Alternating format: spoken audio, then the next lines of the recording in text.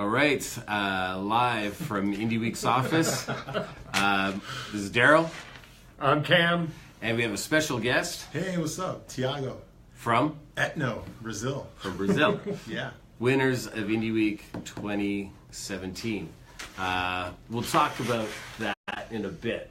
Yeah. Couple things that we always have to do off the top. One we haven't done in a while, and I want to make sure we do, is thanks to our main sponsors, JackDaniel'S, Hop City, and Slaight Music.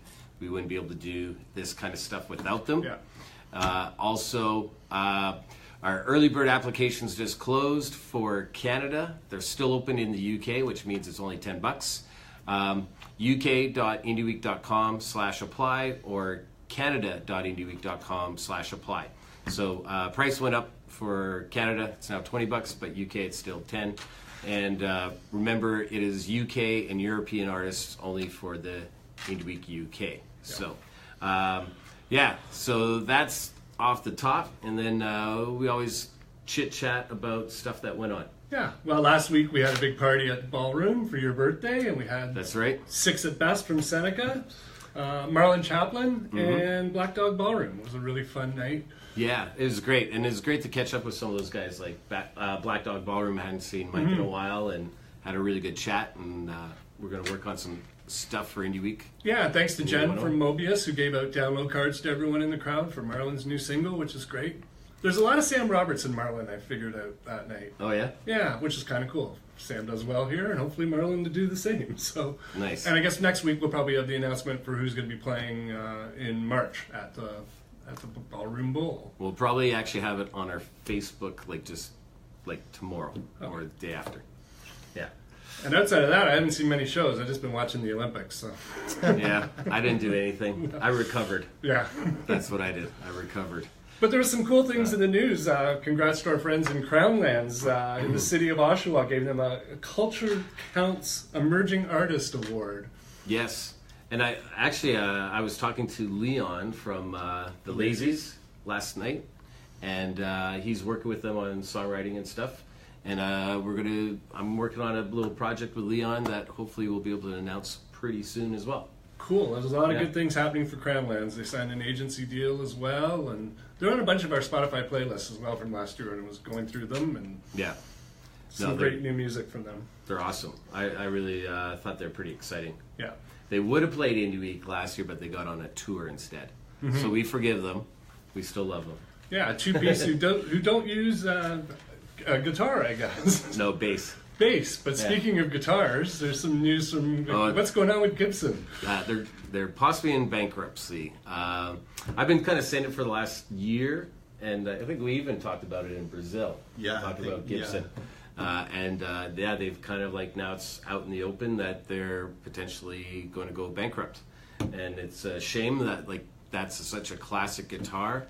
I posted it on my personal wall, so if you go over to my personal wall on Facebook, you'll see tons of people were commenting, and what's really interesting is there was almost no support from the musicians in the comments in saying that they've felt that Gibson has put out inferior product, highly overpriced, and there's a lot more better options out there for musicians right now, so they're not surprised. And you know what? They're not. The comments I was getting is there's no support for it. Wow. So, where I thought it would have been totally different, but nope, they're overpriced, bad quality. They deserve it. There's nothing more iconic than 59 Sunbird Les Paul. Yeah, but lately it's been Sunburst. The guitars haven't been as good quality, and also, leading up to it, it was they closed the Canada office last year, so that was kind of a sign. And it's too bad. I was lucky, on the way to South by. Probably 6 years ago.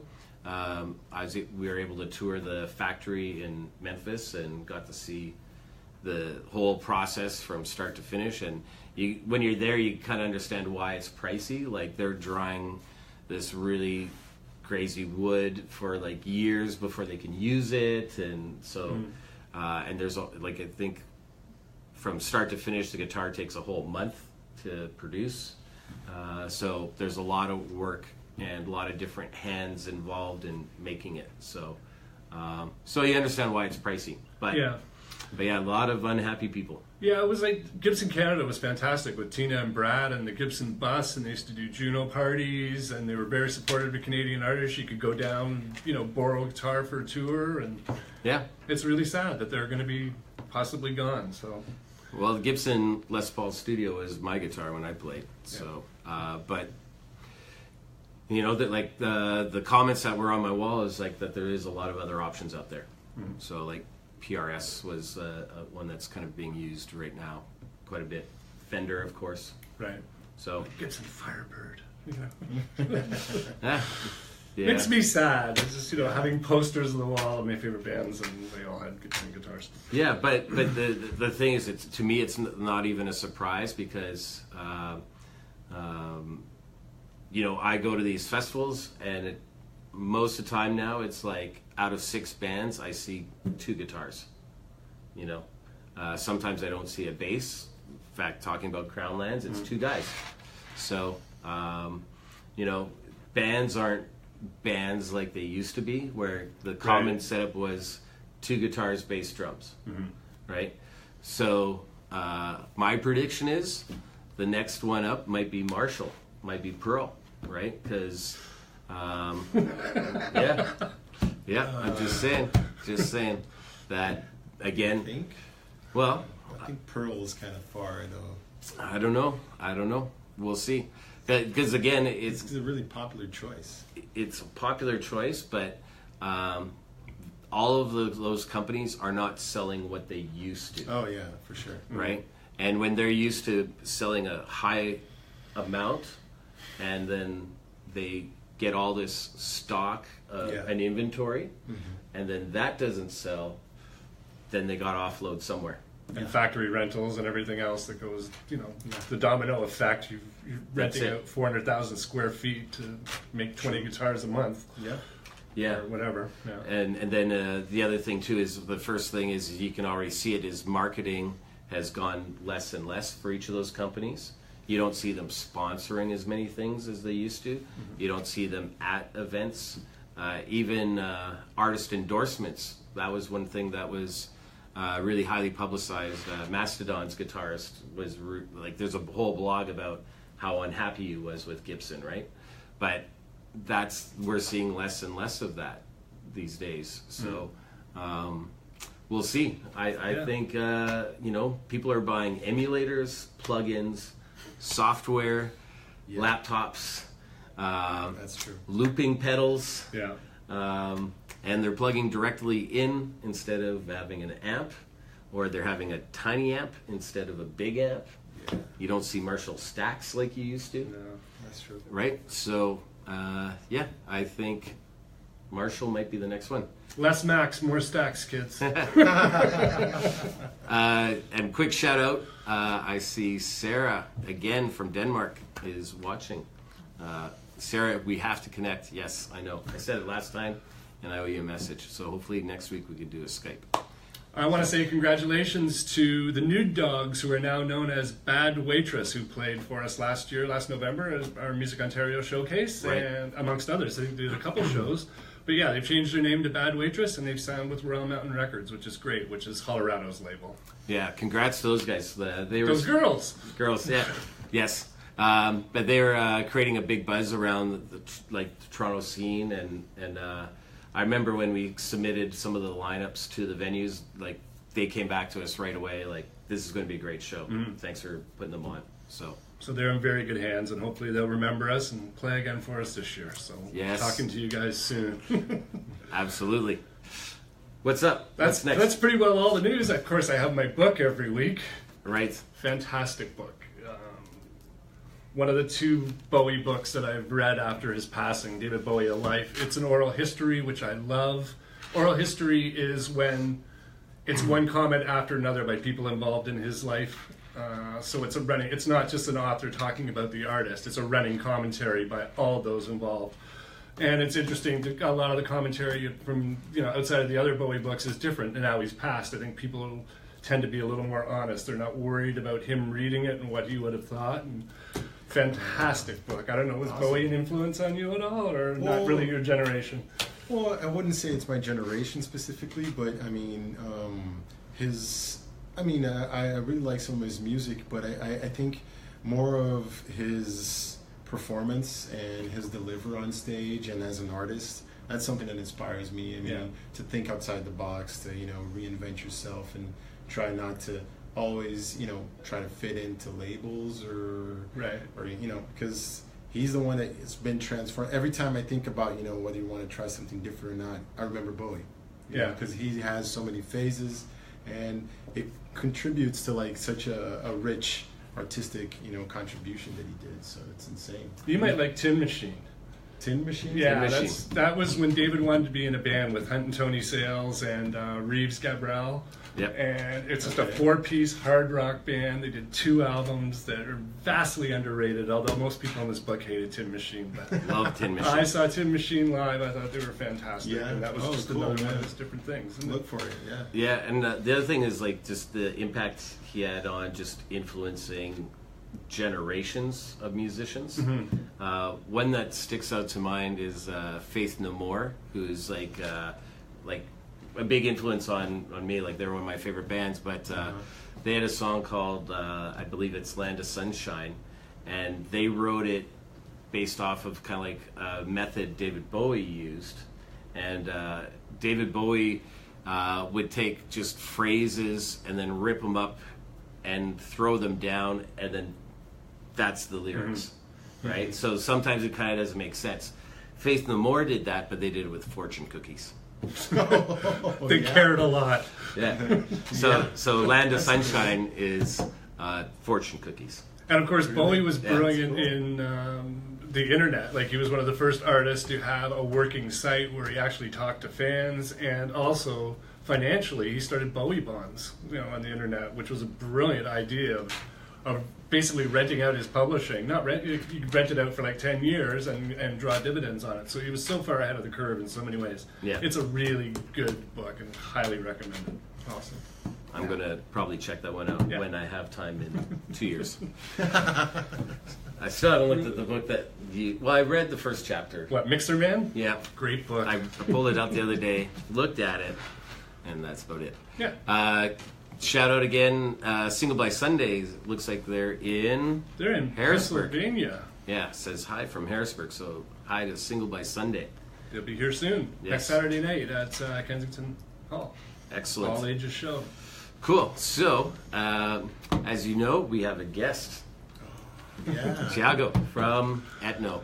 ETNO was one of the Brazilian acts that came up to Indie Week last year, 2017. And one of the things we do at Indie Week, and we don't push it out there a lot, but we have a competition element during the festival. And I treat it, it's almost like hockey and playoffs. And essentially bands will play, there's industry out judging, scoring, and best bands from the first few days end up doing like a semifinals, and then the best bands from the semifinals do the finals, which is our awards night on the Sunday. It was at the Mod Club, so it's kind of like the best of the fest. And what I see always is like bands get better. It gets to be kind of exciting. Like, I treat it like hockey. It's like, you know, they play the best songs as they get throughout the festival, and the sets get shorter, so it's like really no filler. And so ETNO came over from Brazil, and we're the ones that were voted best of the fest. Yeah, so, it was awesome. It was awesome. Yeah. So as a result, we're going to take them over to Manchester and in October, and they're going to headline Indie Week UK, which we feel is a great opportunity for any band. We pay for the flights, we pay for the hotels, so so it's going to be really cool. Someone's asking, did they play the Bovine? Yes. Yes, we did. Yep. Yes, we did. Yeah, it was awesome. Yeah, that Bovine's a great classic rock and roll bar here. Yeah, we played it. We did the Bovine. I mean, on you know, with all the bands together and everything, like a couple, I think like 3 times or something, because we were even, we got an Airbnb that was like on the other side of the street. Oh, yeah. So like the Bovine was our like second house. So it was awesome. Yeah, you did your research. Yeah. So pretty hard to miss. Yeah. Yeah, so maybe like what was your overall experience as like from the band side? Okay. Of like, you know, coming here from another country, like what was your sort of experience? Well, I think that it was really fun, and it was super interesting that like we were really well received by you guys, and we felt at home in Toronto. I mean, the audience was amazing. Everybody, you know, we got to chat with the other bands and stuff. I mean, like you said, there wasn't that much of a spirit of a competition, even though there was. You know, you were being judged at certain shows and stuff. But I mean, I think it was really great for us to connect with a different audience, especially being that we sing in Portuguese. So right. We would expect a certain barrier. Mm-hmm. You know, it's normal. But even beyond that, we got, you know, it was interesting to see people getting involved and, you know, connecting with us, and to be, I mean, judged within the festival with the whole language not barrier, or, you know, it just makes it different. We were super surprised that we made it till the end and got the award, because we were super, you know, stoked about it, because, you know, we saw so many good acts and everything, but it was really nice to see that, you know, beyond the whole language thing, you guys in the, you know, everybody, you know, could judge whether or not, you know, they liked it, or all the you know, the categories that they were looking for in judging the band. So, you know, that was pretty cool. And I mean, Manchester, man, yeah, that's gonna be rocking. And did you partake in any like the daytime panels or the conference side of things? Yes, and that was also the conference side, which is great, because I really like to get involved in that kind of stuff, because it's beyond, you know, having a band is beyond just playing, going to the studio and rehearsing, right? Yeah. And doing shows. There's so much work behind it, and it can be a bore, or it can be like super interesting if you get into it and you understand what it's like, and you hear these people.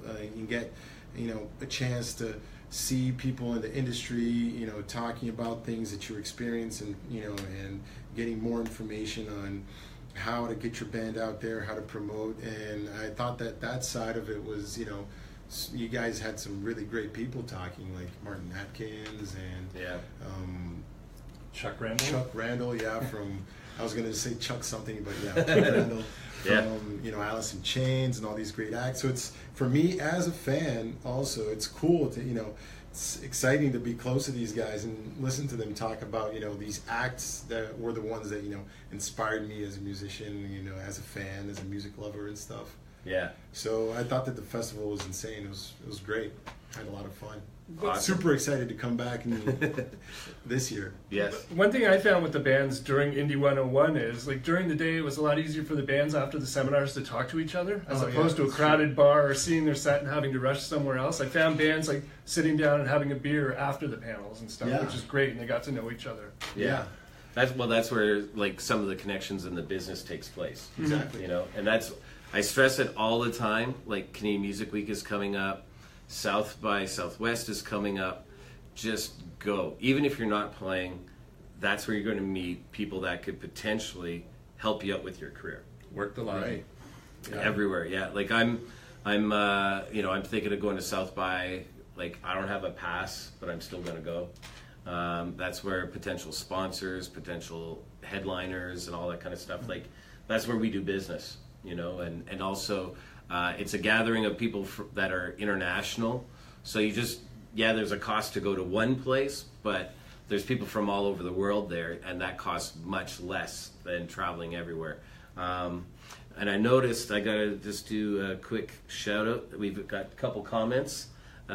Diane said she saw you guys. You're great. And also, the other band that you were in is Horta Project. We were talking about ETNO here, and I see that Dark Almeida is talking a little bit about Horta Project. Thanks for that shout out right there. Yeah, and look, Nicole just mentioned. Oh yeah. ETNO was amazing at Indie Week. It's not about the language; it's about the quality of music. Oh, well wow. deserved. I'm gonna cry, man. Thanks, guys. This is cool. This is awesome. Yeah. This is awesome. So you should drop in more often. Yeah, thanks for having me, man. You're our first guest. It's great. But speaking of competitions, this weekend at the Hideout is the Bout. Yes. Our good friends at the Hideout, the Good Brothers and Phil, are hosting their own competition. It's called the Bout. They're giving away prizes. I know there's cash prizes, but we're involved in the sense that the winner gets to showcase at Indie Week this year. And I know CMW is also doing the same thing too. So again, more opportunities for bands. You know, sometimes they kind of put down some of the competitions that are out there, but you know what? The bottom line is anything you can do to get the word about your band out there, get more fans, more industry, do it, you know? Yeah, there's another one called It's Your Shot 2017 because it started in December, but the closing for submissions is March 15th, and that's Slaight. And you can go to our website, canada.indieweek.com, and there's banner ads for that. And you know, it's worth going in, just much like the launched or finished last night after 7 episodes. Right. And it's going to do great things for artists like Posey and Ezra and all the people who played Indie Week. The kid Logan, who won the first week. Yeah. It was a good wrap-up show. Congratulations to everyone at CTV for putting it on and trying to launch some Canadian careers. It's much appreciated. Yeah, you know, and I think bands know that. One of the issues or things that's really hard right now is a lot of the record labels aren't doing artist development deals like they used to.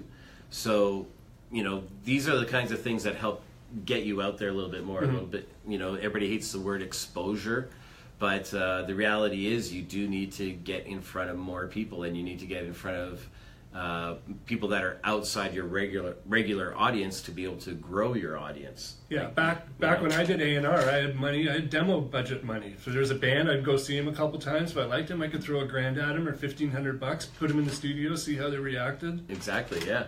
And it was just a roll of the dice. You didn't have to commit to a $100,000 album deal or anything. Say, hey, here's $1,500. Go write a couple songs and see how you play in the studio. Those days are gone. Come on. But that's where you get it, like things like It's Your Shot. There is studio time involved as part of that prize package. Awesome. So it's just one or the other. And with the Bout, there's some cash. And cash is always good, you know. Yeah. So the Bout is happening this weekend again? Yeah. Yes. So probably the best thing to do is jump over to the Hideouts page after watching this episode. Yes. Not right now.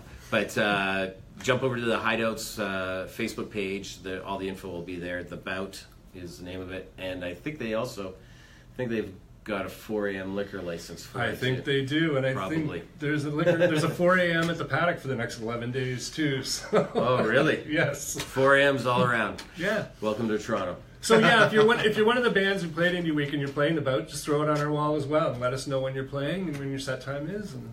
Yeah, absolutely. And you know, if you have other events happening, just post it on our Facebook wall. Yeah, you know, we'll share it. We'll share and stuff like that. Yeah. So, yeah, the other thing Tiago was going to say is like, what was the reception like when you went back to Brazil? Oh, it was nice. It was awesome. I mean, we got to do some media stuff where we went to the newspaper and, you know, talked about the festival, and it created like a great vibe. Everybody was super impressed, you know, happy that, you know, a local act could come to, you know, an international festival and get recognition like that. Right. So it's like, because sometimes, you know, you battle within your own markets and stuff, where either it's because it's not the most popular music at the moment or whatever, you know, you're struggling to survive, and then you see that like one of the bands from your city goes and to this festival on the other side of the world and, you know, gets best of the fest. So that was awesome. So we got a chance to, you know, do a couple interviews. We went to the newspaper and did a live with them, and, you know, we've been working on that ever since, and it's bringing great results. I mean, we have a lot of new releases that we're going to put out this year. So like that with the award and the stuff that we're going to put out this year, and doing Indie Week at the end of the year, it's like Indie Week all the way, man. It's awesome. Well, I think it's going to be awesome having you in Manchester. Yeah. You know, and we were talking like we're going to work at setting up something in London as well, and there might be a few other like shows around it. Yes. So we're working on that, hopefully. Have you ever played Portugal, the band? No. That'd be interesting. Yeah, That'd be we were cool. talking about that in the back room. Yeah. You know, and then the other thing, yes, I know Cam wrote a note for us, is our friends Trampa are coming back in May. So Brazil just keeps coming back to Toronto now, which is fantastic. Trampa is a band that's played Indie Week twice, and they're coming back to play Canadian Music Week now, and we're helping them out with some other shows around Ontario. And we've got some announcements that we're going to make while they're here, which is actually really exciting. Can't say anything yet, but we're working on it, and it's going to be like, I'm so excited about it. And that's all I can say. Yeah, I want to say more, but I can't. They really paved the way for you guys. Like, I guess did they come back and talk to you when they came back to Brazil, or you guys didn't really know each other? Oh no, we're like super friends. Okay, so they came back and said, hey, you should maybe check out going next year. We followed them up when they were coming and everything, because like Trampa and ETNO have been like partner bands, let's say, for a long time, because they've been around for a while too. You know, yeah. ETNO is, you know, we're doing like 16 years together this year. Wow. There's something around there a little bit less, but yeah. So I mean, we've been doing festivals and shows all the time together, and so when they came up, you know, we were, you know, watching all the social media and keeping in track with them and everything, and they told us that it was amazing. I mean, they really, you know, told us, dude, if you guys have the chance, you know, apply, because it's going to be cool. And especially the guitarist, Rodrigo, he also, because since he's in Horta project with me, so he was, you know, always also, you know, ahead with the, you know, we have to go to Indie Week. You know, let's do Indie Week. So. Right, and I remember going through the applications and coming across yours, and like I believe like we accepted you guys like really early on, so that was pretty cool. Well, I remember listening to Horta Project. Now I know how to say it. It's sort of like a Quebec H. Yeah. yeah. Then I had no idea that was involved with ETNO or Trampa, and I just listened to it, and I said to Darryl, "This is really cool. It's instrumental, but it's really, really cool." Yeah. I had no idea of all the connections. So. Yeah, and then I gave you guys a headache of how to, you know, do the lineups, right? Yeah. Booking 3 bands that crossover members and trying to schedule. Can't play there at 9 because I'm playing bass over here at 11. But it all worked out. It was crazy. Yeah, it was super fun. No, it was awesome, and it's opened some doors to Brazil and stuff like that. So we're happy to keep having you guys come back. So if you're in Brazil, like, or anywhere in South America, we are definitely interested in hosting you guys, as well as any international acts. So, like I said before, applications are open. Canada.indieweek.com/apply for the Canada Festival, and that's open to all international acts and national acts, of course. And UK.indieweek.com/apply. That's for UK and European acts for the Manchester Festival in October. With one from Brazil. Yes. Special guest stars. Yeah. No, it's going to be great. Yeah, and don't forget to follow us on Instagram and Twitter and Facebook and all of our socials, and follow ETNO as well. Yes, you can follow us. Yeah, check us out on, you can do our website. You'll find all the links there, etno.com.br. Search us on Facebook, on Instagram, and, you know, hit us up. Let's talk. You want to come down to Brazil? You want to play? You know, let's do a show together. Let's keep it going. And ETNO is ETNO. ETNO, yeah, I'm sorry Just about to that. make sure. Just to make sure. etno.com.br. Perfect. So I think with that, we'll see you guys next week. We may be doing some more announcements during all this stuff. One thing that I was going to mention is Lights Out we're working on with Mill Street. And We're almost done the programming of that. That's going to be March 24th in support of Earth Hour and World Wildlife Foundation this year. So pretty cool stuff coming out. Yeah. And every third Thursday of the month, we are at the Ballroom, corner of Richmond and John, and it's like an indie night. We pay bands, so it's a free night, and it's a night that we're trying to build so that it stays and bands keep getting paid. So please come out and support it. It is absolutely free. Yeah. And the other thing I was going to say is Hop City are also launching a series of shows, and I believe it's going to be March 9th and 10th, and that's going to be Cherry Colas and then the Paddock. So lots of great stuff. The best thing to do is go out and support independent music, support the local music scene. That's what makes it happen, is people out watching bands. Yeah. So we're going to say that probably every episode, because it's really important. Go watch bands. That's it. Go watch bands. All right. So fun to have a guest on. Yeah. Thank you, brother. All right. Awesome. Thank you guys. Cheers. We'll see you next week. Next week.